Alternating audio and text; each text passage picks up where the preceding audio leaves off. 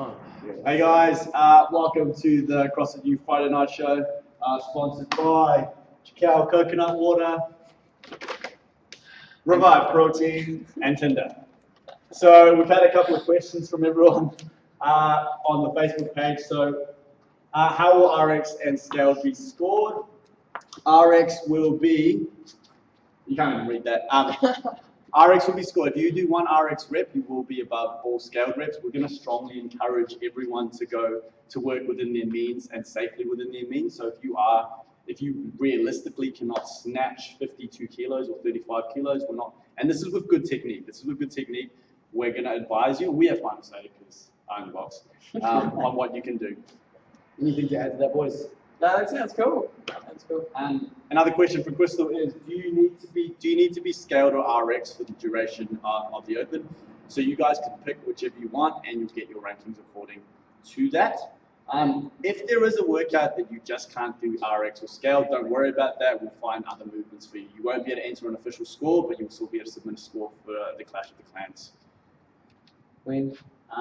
And just again on RX versus scaled, we're pretty big on being safe on the movements. If it doesn't look like a move, if it doesn't look like a snatch, it looks more like a press out. Yeah, a really weird kind of standing bench press.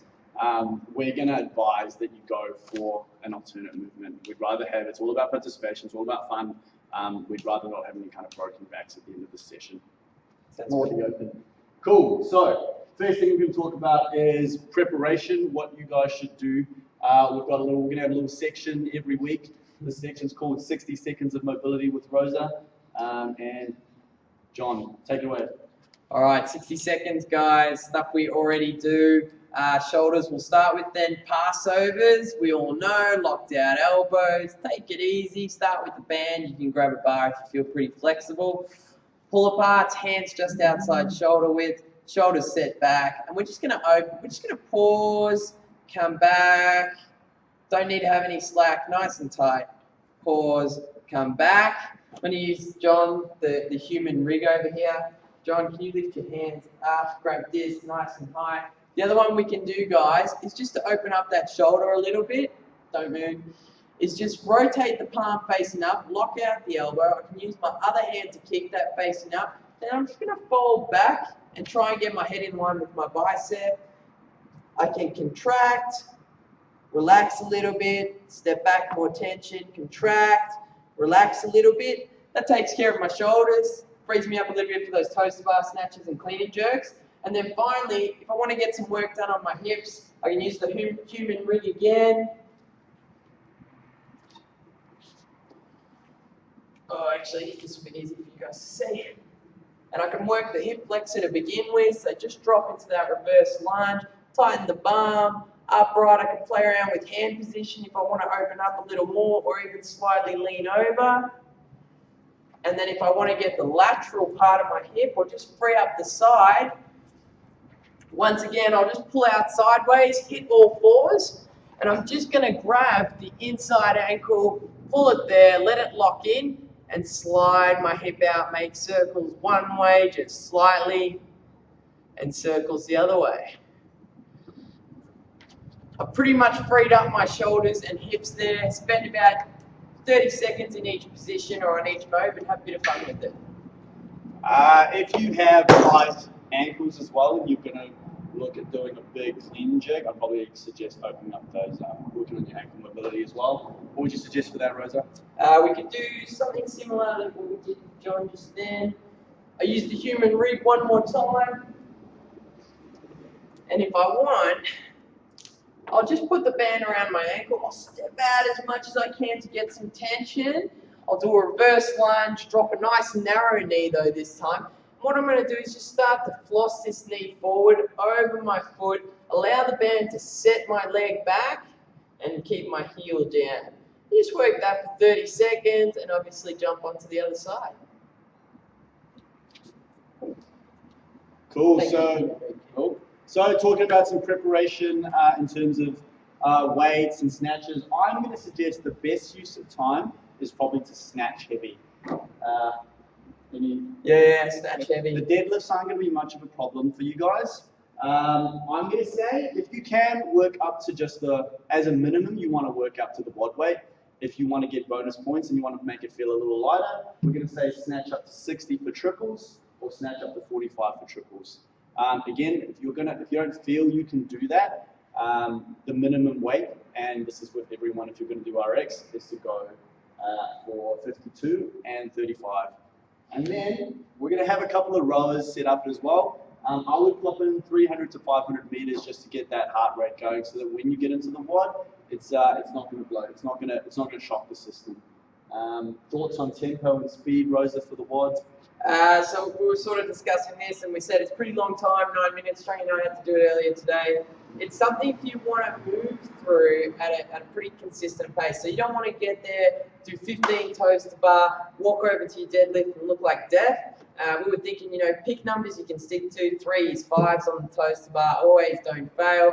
Come over to your deadlift, you might be able to do that unbroken because it's going to be pretty light relative to a lot of your other movements. And then snatches, we're just looking for those singles. Up, land, stand, drop, reset quickly, go again. Did you say it was like a 2K row? Yeah, we're saying same tempo as about a 2K row, so you have some consistency. Because I jumped off the toaster bar and Rose would run ahead, and I thought I'd try and show off, and I blitzed the deadlifts. It blew me up for a while. So you want to think, breathe, and move through this. It's not going to be something that you redline. You're going to rush, but you're not going to redline this. Keep breathing. So some tips. Number one, save your grip. Save your grip. We've got a bar here. We're going to suggest that you mix grip from the start. Yeah. So one hand's forward, the other hand's back. Pretty simple. What I did try playing with as well was kind of just doing this weird hook grip, which was just a long, I don't know what you call it. But yeah, I was trying to extend the range of motion with that by just doing a small little hook. That just blew up my forearm. So I'm going to suggest that there is no space between the bar and your hands. Don't go to failure on the toaster bar. Have a plan. So my plan was 8 to 7. Didn't work very well because I blew out. What was your plan, Rosa? I went 5s. 5s. And drop the snatch. Drop the snatch and set up quickly. So obviously this is some fire. We're just going to show how this works. Just drop it. All right. So what it is you're going to power snatch, drop, and set up quickly. Good. It's painful because it's a technique, but it's I wouldn't suggest anyone muscle snatch this, and it's probably not necessary for you to full snatch it either, unless it's pretty close to your limit. And hook grip. Did I mention hook grip? No, hook grip. Yeah, hook grip. That's going to save you as well. But unless you're a regional athlete, I wouldn't touch and go it. We don't have any regional athletes in the gym, so. All right. Last thing, have a plan. Have a plan. So when you guys go into 15.1A, you're kind of going towards about 90% of your 1RM. You're probably not gonna. Some of you may PB. That's probably out of not clean and jerking enough. But 90% is pretty good. You're gonna find that the atmosphere here, everyone's shouting. You're gonna get some pretty decent lifts. Are you gonna beat your 1RM? Maybe not, but I found that I work a little bit better. Yeah. Have your plates ready. Have your plates ready. We're gonna have all the plates set up for you here, so you won't be running around frantically. But definitely have a plan. And pacing. Thoughts on pacing? Yeah. In the working to the 1RM. Yeah. Yeah, so I probably took a couple of extra attempts than I needed to. I took 5, I did like an EMOM. You could probably stretch it out to 90 seconds and fill that in like 3 or 4. What do you think, Charlie? I think EMOM is really good. I think as soon as that buzzer beeps at 9 minutes, you want to even if it's slow, you just want to walk over and just start piling your plates on, because that's your breathing time. It's not very metabolic to add some weights onto the bar. And tools. If you do want to clean and jerk very heavy and you can get into a full clean, I would suggest that you use weightlifting shoes for this. I would also suggest maybe a weightlifting belt. But, you know, and you'll have, I would suggest just wearing these from the get-go if you were going to clean and jerk heavy. But if you're not, then a good pair of nanos or some jandals. Perfect. Well, probably not jandals. Cool. That is it. That is it. Oh, and strapping tape. I strapped up my hands and they fell off like halfway through, so that was just time wasting.